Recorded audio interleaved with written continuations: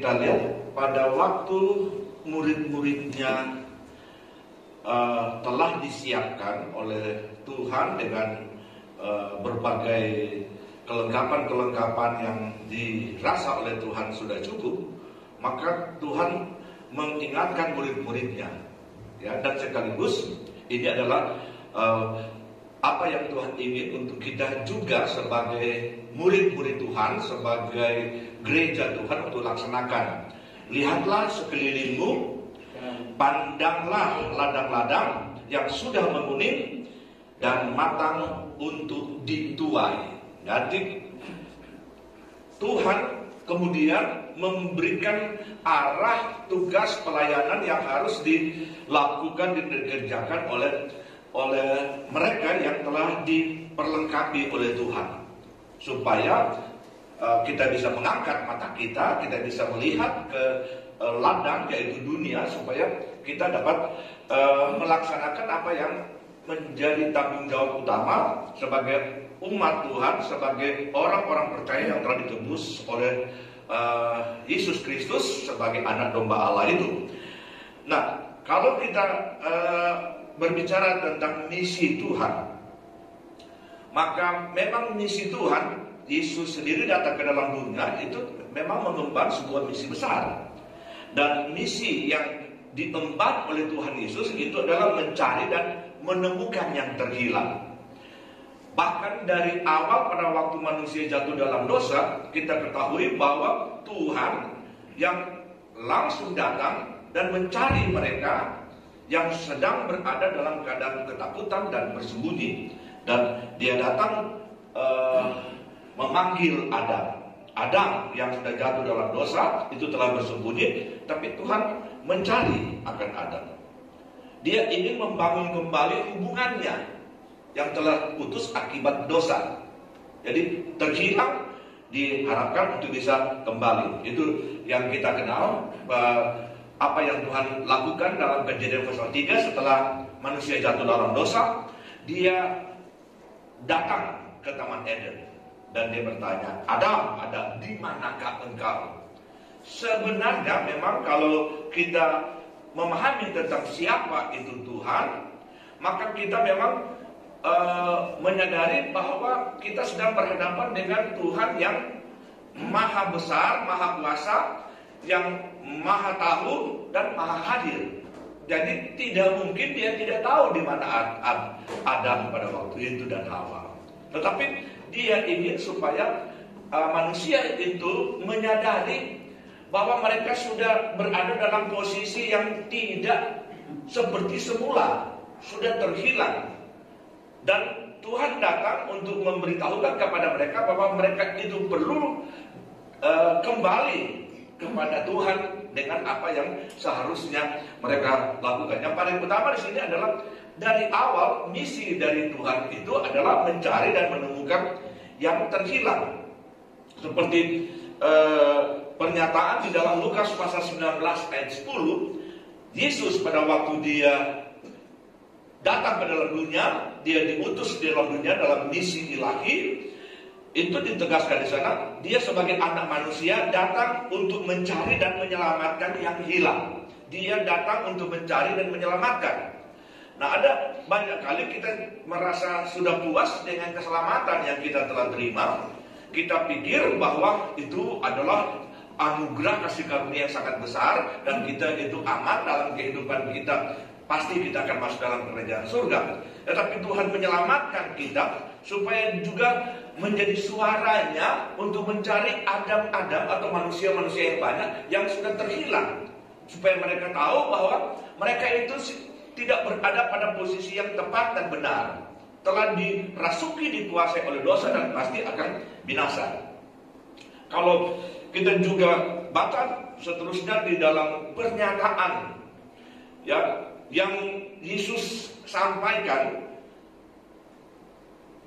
dia berkata di sini dalam Lukas pasal 4 ayat 14 sampai 19, Roh Tuhan ada padaku, oleh sebab Ia telah mengurapi aku untuk menyampaikan kabar baik kepada orang-orang miskin, dan Ia telah mengutus aku untuk memberitakan pembebasan kepada orang-orang tawanan dan penglihatan bagi orang-orang buta, untuk membebaskan orang-orang yang tertindas, dan untuk memberitakan tahun rahmat Tuhan telah datang.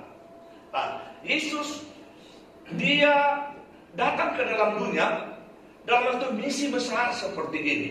Dan kalau kita sebagai pengikut Yesus, kita harus sadar hal yang sama itu Tuhan ingin untuk kita kerjakan. Maka itu dia berkata ya, bahwa ladang sudah menguning, ya, pandanglah itu, ya. Dan itu waktu penuainya itu sudah ada di hadapan kita. Maksudnya memang apalagi kita sudah hidup pada hari-hari yang terakhir, ya, di mana segala sesuatu itu akan dihancurkan, manusia akan binasa. Dan kalau kita sebagai orang-orang percaya tidak mengerti tentang apa yang seharusnya menjadi tugas utama kita, maka kita sebenarnya adalah orang-orang yang memang tidak menghormati dan menghargai kasih karunia Allah yang telah dikaruniakan kepada kita. Yesus saja sebagai Tuhan, dia datang dan kemudian dia mengorbankan dirinya untuk menemukan kita yang terhilang, orang-orang yang berdosa. Yesus berkata bahwa semua kondisi yang digeluti dan dihadapi oleh umat manusia itu benar-benar itu sangat memprihatinkan dan perlu mereka itu diselamatkan, ditolong, ya. Dalam amanat agung yang Tuhan Yesus sampaikan, itu adalah yang paling utama dan paling besar pada waktu dia akan naik ke surga. Dia menyampaikan suatu amanat. Boleh dikatakan itu sebagai suatu decree, sesuatu yang memang tak dapat tiada, harus dilaksanakan oleh semua orang yang percaya. Dalam amanat itu yang kita sangat kenal dalam Matius 28 ayat 18 sampai 22, Tuhan Yesus berkata, kepadaku telah diberikan segala kuasa, baik yang di surga maupun yang di bumi.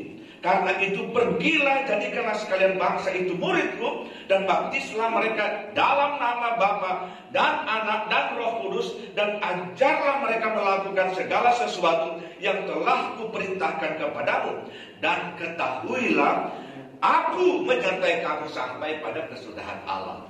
Tadi kita lihat betapa amanat ini betul-betul secara serius Tuhan ingin supaya kita perhatikan dan kita laksanakan. Ya, kita kebanyakan di sini adalah gembala-gembala sidang. Ya, kita pikir bahwa jiwa-jiwa itu memang otomatis itu akan didatangkan oleh Tuhan kepada kita. Sebenarnya tidak demikian. Kita harus mencari, ya, menemukan mereka dengan berbagai cara, dengan berbagai strategi, yang kemudian supaya jiwa-jiwa itu bisa mengenal Dia dan kemudian menjadi percaya kepada Tuhan. Lalu disitulah kita lihat tentang gandum-gandum itu dikatakan yang sudah menguning itu bisa dituai dan kita bawa ke lumbungnya, ke tempat pengembalaan kita. Ada banyak kali ada salah dalam cara berpikir kita, persepsi kita tentang tanggung jawab penggembalaan. Kita hanya berdiam di tempat dan kemudian kita berdoa, Tuhan datangkanlah jiwa-jiwa. Sebenarnya itu adalah persepsi yang tidak tepat, ya. Bisa saja itu terjadi, tapi itu adalah persepsi yang tidak tepat kalau kita berbicara gereja dan misinya. Kalau kita sebagai hamba Tuhan, maka kita harus perhatikan amanat agung ini. Ya, dia berkata, kita jangan khawatir karena segala kuasa yang di surga dan di bumi itu ada pada Yesus. Lalu kuasa itu diberikan kepada kita. Ya, tanggung jawab itu disertai dengan kuasa. Otoritas itu akan disertai dengan kemampuan. Kita telah menjadi anak-anak Allah. Lalu dikatakan kalau kita akan melakukan tugas misi ini, Tuhan berkata bahwa kamu akan beroleh kuasa kelak kalau Roh Kudus turun ke atas kamu, dan kamu akan menjadi saksiku di Yerusalem, di Yudea, Samaria, sampai ujung bumi. Jadi kita harus merubah tentang perspektif dan cara kita memandang tentang tanggung jawab dan tugas kita. Ya, pertanyaannya, apa yang kita telah kerjakan? Berapa jiwa dan di mana kita telah sapa, yang kita telah sampaikan kehendak Tuhan untuk mereka bisa datang kepada Tuhan. Dan itu harus kita lakukan satu introspeksi pada kita, sekaligus kemudian kita mulai merubah cara kita di dalam melaksanakan tanggung jawab kita. Karena Tuhan berkata bahwa jadikanlah sekalian bangsa, jadikanlah, artinya kita diminta untuk melaksanakan dan menjadikan. Memang Tuhan yang akan menyelamatkan, tapi untuk menjadikan mereka selamat, itu adalah kita datangi. Tuhan Allah saja datang di Taman Eden, ya, untuk menemukan manusia, Adam dan Hawa. Yesus datang, dilahirkan di kandang binatang yang ada di Bethlehem. Kemudian dia dalam proses sebagai manusia sampai usia 30-an tahun. Itu adalah bagaimana dia berada dalam keterbatasan sebagai manusia untuk bisa menemukan jiwa-jiwa orang-orang yang sedang terpuruk di dalam dosa dan di dalam berbagai kesalahan dan berbagai situasi yang sangat buruk. Dan kemudian dia katakan, semua yang tertindas, semua yang tertawan, semua yang itu tahu rahmat Tuhan telah datang. Dia datang untuk menyampaikan hal yang sangat utama. Nah, kita coba melihat tentang bagaimana kegerakan dari gereja mula-mula, ya. Tetapi sebelumnya kita akan coba melihat bagaimana gereja mula-mula itu menjangkau dunia. Bagaimana mereka menjangkau dunia. Nah, saya pernah memberikan ilustrasi atau gambaran seperti ini, ya, bahwa pada tahun 100-an, ya, itu sudah ada 20.000 orang-orang Kristen. Itu pada waktu Rasul Yohanes di Pulau Patmos, itu total sudah 200-an, 20 ribuan. Itu dalam masyarakat dunia itu masih sedikit. Sampai tahun 300-an itu sudah menjadi 20-an juta. Saya kurang tahu jumlah penduduk bumi itu berapa pada waktu tahun 300-an. Tapi itu adalah efek dari Kaisar Konstantin itu telah menerima Yesus menjadi orang Kristen. Maka kemudian kerajaan Romawi pada waktu itu dikejutkan dengan bertobatnya seorang kaisar. Lalu kemudian para misionari, orang-orang yang tadinya itu terkungkung akibat mereka itu menjadi takut karena kaisar-kaisar sebelumnya menganiaya, tiba-tiba mereka seperti dilepaskan, dan dengan berani hati mereka menyampaikan Injil kemana saja, sehingga dalam catatan di sana kira-kira menjadi 20-an juta. Ya, itu satu jumlah yang sangat besar pada waktu itu. Nah, kalau kita coba bayangkan kalau itu bisa terjadi pada waktu yang silam, kita harus yakin bisa terjadi pada sekarang ini. Tapi bagaimana kita bisa menyadarinya? Apa yang kita andalkan atau yang kita perlu alami dalam kehidupan kita supaya kita bisa atau kita memiliki kemampuan untuk dapat menyampaikan berita Injil dengan powerful, dengan kuasa. Nah, saya pernah berikan ilustrasi tentang ada dam yang sangat besar, yang 3 sungai besar yang ada di Cina itu disatukan, ya, dan kemudian dibuat bendungan, gitu, ya, alur-alurnya disatukan dibuat bendungan. Nah, dilihat bahwa bendungan atau dam itu mempunyai maksud pertama untuk mencegah banjir dan untuk pembangkit listrik. Nah, setelah itu dam itu jadi, itu mereka kemudian sadar bahwa ini air yang datang akibat disatukannya 3 sungai besar itu sangat powerful. Maka itu kemudian mereka buat itu persawahan yang sangat luas, kemudian mereka buat listrik untuk dapat disuplai power ke berbagai kota, berbagai desa, ke berbagai tempat. Dan kemudian ada beberapa tokoh yang memikirkan tentang bagaimana gereja bisa berhasil pada akhir zaman dari pemahaman tentang air yang sangat powerful. lalu kemudian dengan strategi yang baik kemudian diatur, maka dia bisa menghasilkan hasil yang sangat dahsyat. Dan air ini bisa berbicara tentang kekuatan-kekuatan yang dari firman dan dari Roh Kudus, yang apabila itu diterima oleh kita sebagai orang percaya, lalu kemudian kita disatukan di dalam satu kesatuan dari berbagai unsur, dari berbagai kapasitas, dari berbagai potensi yang kita miliki, maka itu bisa menjadi satu kekuatan yang luar biasa yang menghasilkan karya-karya nyata sebagai orang-orang misi untuk memenangkan jiwa. Ya, mereka kemudian berkata bahwa kegerakan itu akan terjadi dengan strategi yang tepat, bahwa Roh Kudus yang memenuhi kehidupan gereja mula-mula itu telah membuat gereja itu memiliki kemampuan untuk memenangkan Yerusalem, memenangkan Yudea, memenangkan Samaria, bahkan sampai ke berbagai tempat di dunia pada waktu itu.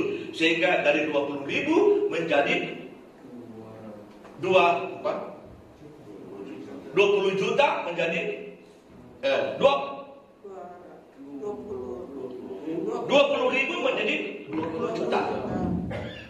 Ya, kegerakan adalah suatu pelepasan Roh Kudus ke tengah-tengah suatu masyarakat, gereja, haleluya. Lalu kemudian akan banjir kasih Allah kalau kita disatukan. Firman Tuhan akan begitu hidup bagikan air yang dahsyat, yang kemudian kalau diatur strategi dengan benar, dia akan melahirkan yang kemudian mereka katakan sebagai grassroots. Ya, apa yang bisa mencegah kekuatan yang dari akar rumput? Ya, dikatakan kekuatan pergerakan akar rumput itulah yang membuat gereja mula-mula menjadi powerful, karena semua mereka ini dipenuhkan dengan Roh Kudus, setiap hari mempelajari firman Tuhan. Kalau sudah baca dalam Kisah pasal 2, lalu kemudian dari 3.000 yang pertama kali bertobat, itu mereka menjadi satu kekuatan, satu masyarakat, bagaikan itu dam yang sangat besar, kemudian disupply baik power dari listrik maupun untuk mengairi persawahan yang sangat besar di dataran Tiongkok pada waktu itu, sehingga kemudian terjadi penuaian yang terus menerus dengan cara yang sangat luar biasa. Dan menurut Donald McGraven itu dia menyebut people movements, ya, itu adalah sesuatu yang penting untuk kita pikirkan. Banyak kali kita berusaha dengan kekuatan kita sendiri secara individu, tapi saya ingin mari kita menyatukan. Orang-orang hot memang tidak banyak, saudara. Kita tidak banyak, tetapi kita punya power dari tempat yang maha tinggi. Kita punya firman yang akan dihidupkan oleh Roh Kudus, yang akan membuat kita dapat bergerak secara bersama-sama. Roland Allen dia menyebut ini sebagai suatu ekspansi yang secara spontan itu terjadi di dalam gereja. Jadi kalau kita menyatukan hati dan kita membiarkan Roh Kudus bekerja dalam hidup kita, itu sama yang terjadi dalam gereja mula-mula. Orang-orang yang disatukan oleh Tuhan di kamar roti Yerusalem bukan orang-orang hebat, ya. Itu para rasul yang ada memimpin itu umat Tuhan yang 120 jiwa itu bukan orang-orang yang hebat, orang-orang biasa, tapi mereka telah menanti apa yang dijanjikan oleh Tuhan. Tuhan bilang, tunggu kamu di Yerusalem, janji Bapa. Dan ternyata janji Bapa itu yang Tuhan berkata, kamu akan beroleh kuasa kalau Roh Kudus turun ke atas kamu. Ini membuat suatu strategi besar, sebab kalau Roh Kudus bekerja di tengah-tengah umat dan firman Tuhan itu sebagai suatu sungai yang besar. 3 sungai yang disatukan saja di dataran Tiongkok itu kemudian menjadi suatu gambaran tentang betapa dahsyatnya. Dan kita ada berapa banyak di sini? Ya, 20, 15. Kita satukan hati kita dan kemudian kita berdoa, Tuhan lepaskanlah kuasa-Mu supaya kami bisa menuai lebih banyak lagi. Ya, para pemimpin bangkit dalam pergerakan bukan dari luar. Itu dari dalam. Kita bangkit menjadi pemimpin-pemimpin, dikatakan. Ya, maka itu kita harus punya visi, semangat, dan gairah yang sama. Karena kita punya Roh Kudus yang sama. Kita punya firman yang sama. Ya, dikatakan untuk menjangkau mereka yang terhilang dalam keluarga-keluarga, di kampung-kampung, di ghetto, di luar, di dunia, di sana.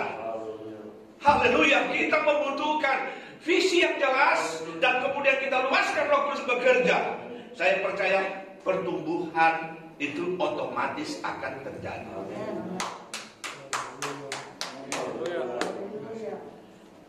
Bahwa gereja dalam komunitas misi, ya, gereja yang bermisi itu sebenarnya bukan kehendak kita, saudara. Bukan kehendak kita. Itu adalah kehendak Tuhan.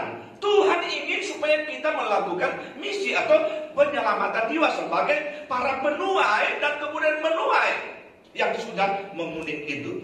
Nah, gereja yang diutus, yang bermisi adalah gereja yang diutus Allah. Diutus dengan cara bagaimana? Dalam firman Tuhan dikatakan kita diutus dengan dua jenis pengutusan.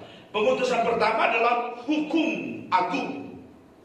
Kita tak dapat tiada, harus bergerak dan melaksanakan tugas memenangkan jiwa, karena ini adalah hukum agung. Ya, minggu kemarin kita mendapatkan pemahaman tentang ini. Kasihilah Tuhan Allahmu dengan segenap hatimu dan dengan segenap jiwamu, ya, dan dengan segenap akal budimu. Lalu kasihilah sesamamu manusia seperti dirimu sendiri. Haleluya.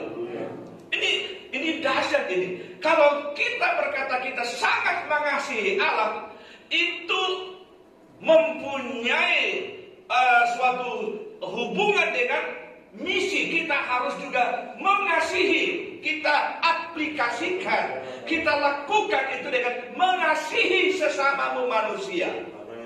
Sesama manusia itu kalau kita bicara seperti minggu kemarin, ya, Pak Yusuf telah jelaskan, itu seperti yang diperumpamakan oleh Tuhan Yesus tentang ada seorang yang disambung lalu kemudian terkapar, ya, terkapar, dan imam orang Lewi mengabaikan. Tapi ada seorang yang tidak diperhatikan, seorang yang termarginalkan di waktu itu, dia adalah seorang Samaria. Dan dia kemudian datang menyapa. Dan itu Tuhan berikan gambaran. Inilah mengasihi sesama manusia. Maka itu Tuhan berkata tadi bahwa Roh Tuhan ada padaku, dan aku akan melakukan tugas kepada orang yang tertindas, orang yang disabun, orang yang terluka, orang yang terpuruk, orang yang dalam keadaan susah dan sebagainya, ditimpa dengan berbagai kesulitan dan nyaris akan binasa. Kepada mereka lah sesama manusia itu di mana kita harus mengasihi. Amin. Kalau kita, untuk kita itu otomatis kita saling mengasihi kalau sesama anggota BOP. Tetapi yang dalam ayat hukum agung ini bukan sesama orang BOP itu. Kita adalah orang BOP yang harus ke sana. Supaya jiwa-jiwa ini sebagai gandum-gandum yang telah matang, kata perumpamaan tadi oleh Tuhan Yesus, itu bisa kita tuai, kita bisa bawa. Dan saya yakin bahwa Tuhan akan melakukan hal-hal yang ajaib. Kita melaksanakan tugas untuk supaya mereka bisa menerima Tuhan sebagai juru selamat. Itu adalah urusan berikut. Yang penting kita melakukannya, dan kita yakin Tuhan akan kerjakan hal yang sangat besar. Dan amanat atau hukum agung itu kemudian yang kedua adalah amanat agung. Ya, amanat agung. Jadi ini hukum dan kemudian ini amanatnya. Ya, jadikanlah sekalian bangsa itu muridku. Maka tak dapat tiada, kita memang harus melaksanakannya dengan bertanggung jawab. Ya, gereja yang adalah komunitas misi itu pertama kali diubah oleh Roh Kudus supaya dia layak untuk melaksanakan misi atau memenangkan jiwa.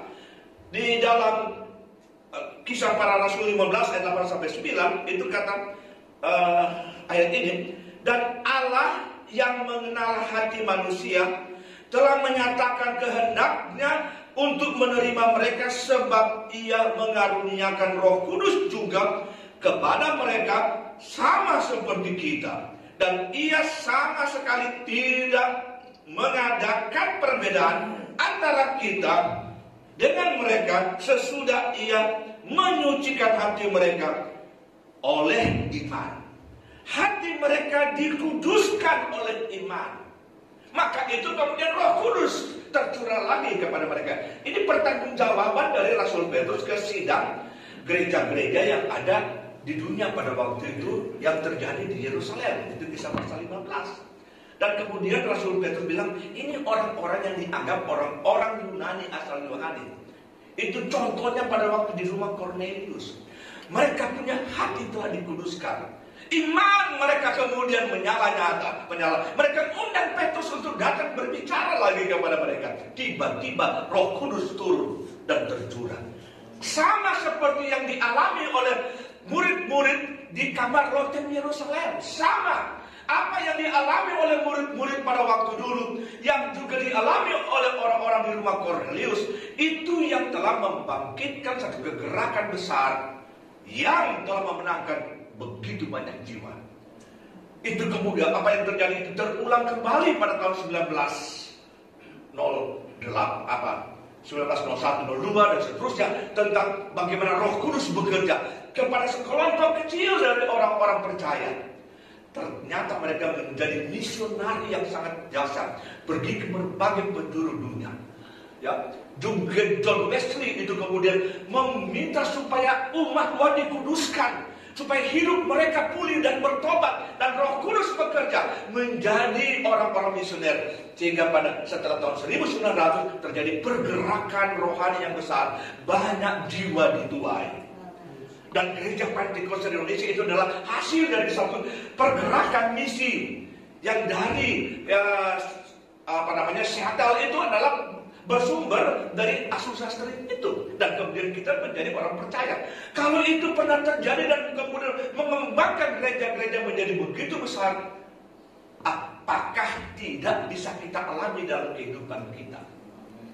Kita memang percaya itu sudah dilakukan oleh para pionir, puji Tuhan. Tetapi pertanyaannya, bagaimana dengan kita? Tuhan panggil kita dengan potensi dan kapasitas yang sama seperti mereka-mereka yang telah melakukan karya besar dulu. Mari kita minta supaya Tuhan menguduskan hati kita dan iman kita percaya Tuhan itu hidup dan berkuasa, dan kita minta Roh Kudus kemudian menjadi bahagian kita. Ya, di dalam penegasan di sini Tuhan Yesus berkata, tetapi kamu akan menerima kuasa kalau Roh Kudus turun ke atas kamu, dan kamu akan menjadi saksiku baik di Yerusalem, di seluruh Yudea, di Samaria, dan sampai ke ujung bumi. Itu ketetapan ilahi. Dia menembusi batas-batas wilayah, menembusi batas-batas suku bangsa, dan dia kemudian datang sampai di sini. Kalau itu terjadi akibat mereka dulu, saya percaya Tuhan akan memulaikan lagi dari pergerakan dari orang-orang Ho. Amin. Tidak ada pada kawasan yang membutuhkan power, kuasa, dan tempat tambahan dingin. Tapi kalau dam yang ada di Tiongkok itu begitu dahsyat dan menghasilkan hasil yang sangat besar, saya percaya kita kalau menyatukan hati secara bersama-sama, kita akan melihat kemuliaan Tuhan akan terjadi. Gereja mula-mula, coba kita lihat pergerakannya. Ya, memang kalau kita coba bertanya, apakah itu kebiasaan untuk gereja untuk tinggal di tempat? Memang itu kebiasaan, kita pikir ya sudahlah, kita sebagai gembala kita tunggu-tunggu saja. Ya, kalau ada orang-orang yang kira-kira bisa singgah di ruko kita, bisa singgah di tempat penggembalaan kita, ya terima kasih Tuhan.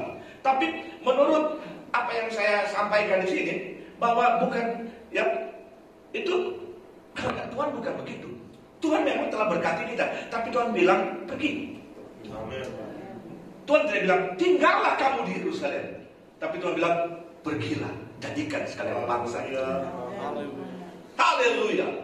Ya, gereja mula-mula berdiri di hari Pentakosta.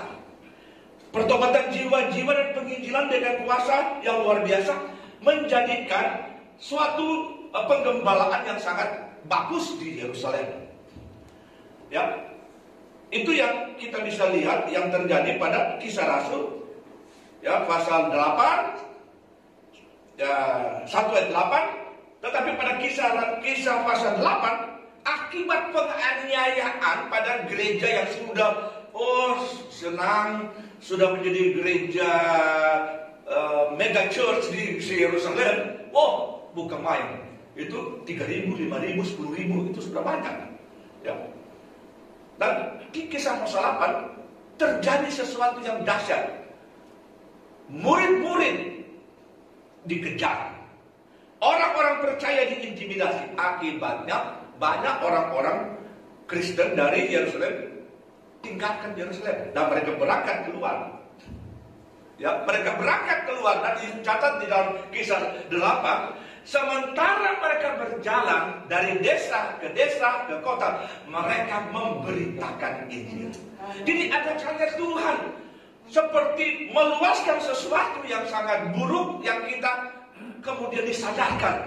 Rupanya kita jangan cuma tinggal begini-begini saja. Mari kita melakukan satu pelayanan. Sehingga disebutkan jiwa-jiwa bertambah. Sehingga pada Kisah Rasul pasal 9, di sana dicatat bahwa sampai Rasul Paulus yang seharusnya menganiaya orang-orang Kristen itu ditangkap oleh Tuhan untuk kemudian melakukan perubahan yang luar biasa. Ya, sehingga pada Kisah pasal 13 dikatakan itu kemudian beralih, itu pusat misi. Tadinya Yerusalem, kemudian beralih di Antioquia. Di sana Paulus bersama Barnabas dengan beberapa temannya menyatukan hati, dan dari sana Paulus mulai merancang strategi untuk melakukan penginjilan ke daerah Asia. Dia mulai perjalanan pertama bersama Barnabas, perjalanan kedua bersama Silas, perjalanan ketiga sampai dia harus ditawar ke Yerusalem, ke Roma. Dan ini adalah hal yang sangat luar biasa yang sudah terjadi. Mereka tidak peduli. Gereja yang sehat adalah gereja yang berkembang. Jadi kalau ini warna ini khusus ini, itu adalah kita berada di tempat kita, di sidang kita. Ini satu orang sudah keluar, dan itu yang Tuhan ingin. Amin. Ini gambaran yang lain, ya. Ini kita memenangkan jiwa. Adik-adik itu datang, ya, yang meraya datang dan bertobat kepada Tuhan. Tapi kemudian di proses di dalam persekutuan jemaat menjadi orang-orang yang dewasa dan militan. Mereka kemudian keluar untuk memenangkan jiwa bagi hormat dan kemuliaan nama Tuhan. Berikan kemuliaan pada Tuhan.